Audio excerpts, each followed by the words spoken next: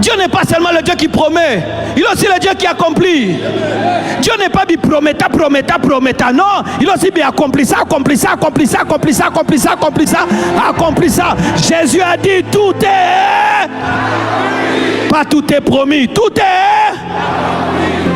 Le problème des fois, c'est que tu te contentes de la petite dimension que tu as. Le problème des fois, c'est que tu te contentes des miettes et tu laisses le pain sur la table.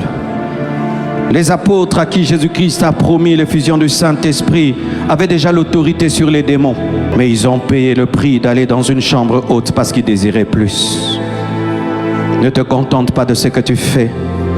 Ne te contente pas de ce que tu vois. Tu n'as pas assez vu et tu n'as pas tout vu.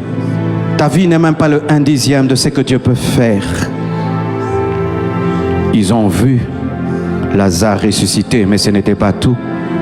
Ils ont vu Jésus marcher sur l'eau, mais ce n'était pas tout. Il y avait plus que cela. Un revêtement de puissance qui les attendait. Dieu t'a béni, il peut te donner plus que ça.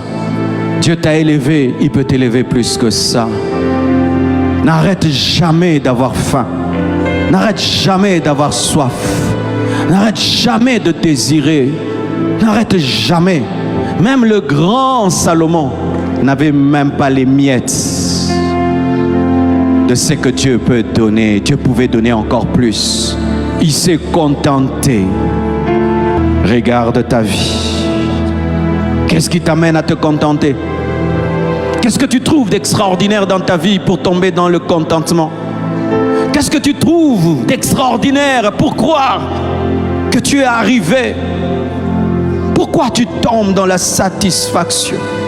Il peut faire plus et il veut faire plus. Quand tu souffres, il souffre.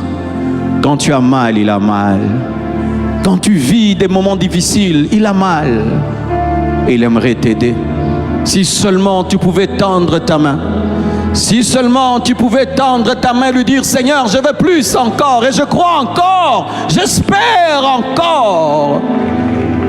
Oh, Jésus, viens au secours de ma satisfaction, viens au secours de mon incrédulité, viens au secours de ma religiosité, viens au secours de mon cœur froid, viens au secours de mon cœur satisfait, viens au secours de ma distraction, viens au secours de ma complaisance, viens au secours de ma compromission, viens au secours de ma vie de prière, viens au secours de ma vie de foi, viens au secours, Jésus.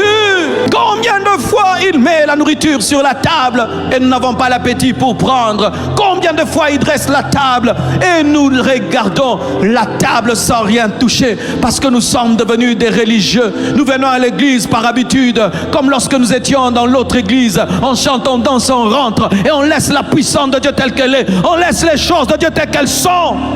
Croyez-vous toujours au miracle? Croyez-vous toujours à l'exaucement? Croyez-vous toujours que Dieu écoute les prières? Dieu n'est pas une idole que nous sommes en train de prier. Dieu existe, Dieu entend.